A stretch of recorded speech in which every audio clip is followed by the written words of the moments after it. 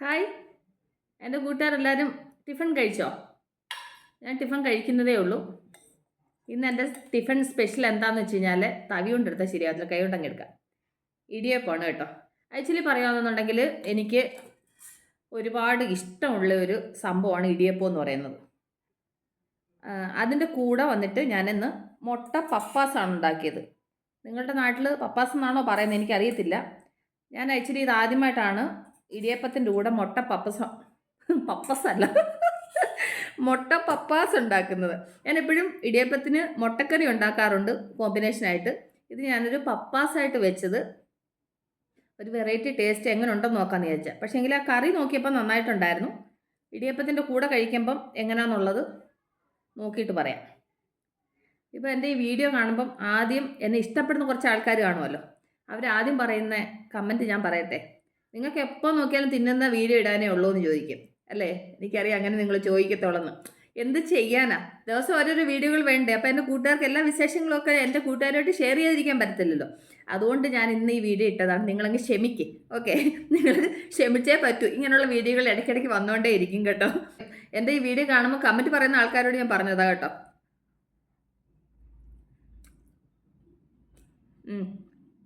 മുട്ട പപ്പാസിൻ്റെ കൂടെ ഇടിയപ്പം സൂപ്പറായിട്ടുണ്ട്, നല്ല ടേസ്റ്റ്. ഞാൻ അതിനകത്താണെങ്കിൽ ഒരു ഉരുളൻകിഴങ്ങ് ചെറുതായിട്ട് അരിഞ്ഞിട്ടായിരുന്നു, ഉള്ളി പിന്നെ നമ്മൾ പപ്പാസ് വെക്കുന്ന പോലെ, പിന്നെ അതിൻ്റെ കൂടെ മുട്ടയും കൂടി ഇട്ടായിരുന്നു. ഓക്കെ, പക്ഷേ നല്ല ടേസ്റ്റ്. ഇത് ഞാൻ പറഞ്ഞില്ലല്ലോ. ഞാൻ പറഞ്ഞു വന്ന സംഭവം എന്താണെന്ന് വെച്ചാൽ എനിക്ക് ആക്ച്വലി ഇടിയപ്പം ഭയങ്കര ഇഷ്ടമാണ്, ഒരുപാട് ഇഷ്ടമുള്ള സംഭവം. ഈ ഇടിയപ്പത്തിനകത്ത് ആക്ച്വലി എനിക്ക് കറികളെക്കാട്ടിൽ ഇഷ്ടം എങ്ങനെയാണെന്നറിയാമോ? ഇതിൻ്റെ കൂടെ ആണെങ്കിൽ കുറച്ച് പഞ്ചസാര ഇട്ട് ഇളക്കി തിന്നാനാണ് എനിക്ക് ആക്ച്വലി ഭയങ്കര ഇഷ്ടം. പക്ഷേങ്കിൽ ഇപ്പം പഞ്ചസാരയുടെ അളവ് ഞാൻ തീരെ കുറച്ചാണ് ഉപയോഗിക്കുന്നതിൻ്റെ കാര്യം എന്ന് വെച്ച് കഴിഞ്ഞാൽ പഞ്ചസാര ശരീരത്തിന് അത്ര നല്ലതല്ലല്ലോ അധികം ഉപയോഗിക്കുന്നത്. അതുകൊണ്ട് ഞാനിപ്പോൾ എല്ലാത്തിനും പഞ്ചസാര ഒരുപാട് കുറച്ചാണ് യൂസ് ചെയ്യുന്നത്. അതിൻ്റെ കൂടെ നല്ല ചൂട് ചായ, ചായക്ക് ഞാൻ മധുരം തീരെ കുറച്ച് ഇപ്പോൾ ഉപയോഗിക്കത്തുള്ളൂ കേട്ടോ. ഇപ്പോൾ പഞ്ചസാര ഭയങ്കര ഞാൻ എത്ര മിതമായിട്ട് ഉപയോഗിക്കാൻ പറ്റും അത്രയും മിതമായിട്ടാണ് ഞാൻ പഞ്ചസാര യൂസ് ചെയ്യുന്നത്. എൻ്റെ കൂട്ടുകാരെല്ലാവരും കഴിയുന്നത് പഞ്ചസാരയുടെ അളവ് കുറച്ച് യൂസ് ചെയ്യുക. നമ്മുടെ ശരീരത്തിൽ പഞ്ചസാരയുടെ അളവ് കൂടിയാൽ തന്നെ നമുക്ക് തടി കൂടും. അത് മെയിൻ ഒരു പ്രശ്നമാണ്. കാരണം വെച്ച് കഴിഞ്ഞാൽ നമ്മൾ ഈ കഴിക്കുന്ന ആഹാരത്തിനകത്ത് എല്ലാത്തിനകത്തും പഞ്ചസാരയുടെ അംശമുണ്ട്. അത് കൂടാതാണ് പിന്നെയും നമ്മൾ ഈ ചായക്കകത്തും അതിനും ഇതിനും എല്ലാം ഈ പഞ്ചസാര വാരിയിട്ട് കഴിക്കുന്നത്. അപ്പോൾ അതുകൊണ്ട് കുറച്ചൊക്കെ ഒന്ന് കൺട്രോൾ ചെയ്തേക്കും. അതുകൊണ്ടാണ് ഞാൻ ഇടിയപ്പത്തിന് പഞ്ചസാര എടുക്കാതെ നല്ല കുട്ടിയായിട്ട് ഞാൻ മുട്ട പപ്പാസൊക്കെ കൂട്ടിയിട്ട് ഞാൻ ചോറല്ല ഇടിയപ്പം കഴിക്കാമെന്ന് വിചാരിച്ച്. അപ്പം ഈ ഇടിയപ്പം എനിക്ക് ഭയങ്കര ഇഷ്ടമാണ്. പക്ഷേ എങ്കിൽ ഞങ്ങളുടെ വീട്ടിൽ ഉണ്ടാക്കി കഴിഞ്ഞാൽ ആരും വലിയ താല്പര്യത്തോടെ ഇടിയപ്പം കഴിക്കത്തില്ല. പിന്നെ ഒരു എന്താ പറയുക, 1, 2 എന്നൊക്കെ പറഞ്ഞിട്ടാണ് ആൾക്കാർ കഴിക്കുന്നത്.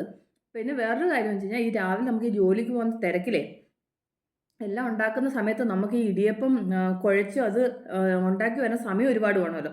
അതുകൊണ്ടൊക്കെ ഞാൻ ഇടിയപ്പം ഉണ്ടാക്കാനെ കൊണ്ട് ഇങ്ങനെ മടിച്ചങ്ങ് പുറകോട്ട് മാറാറാണ് പതിവ്. ഇന്ന് ഞാൻ വെച്ച സാറ്റർഡേ ആയിരുന്നു. ഇന്ന് സാറ്റർഡേ ആർക്കും എൻ്റെ മക്കൾക്ക് 2 പേർക്ക് ഇന്ന് ഫുഡ് കൊണ്ടുപോകണ്ടായിരുന്നു.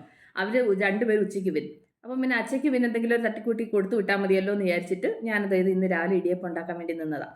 പക്ഷേ എനിക്ക് ഒരുപാട് ഇഷ്ടമുള്ളൊരു സംഭവം ഇത് കേട്ടോ. ഇത്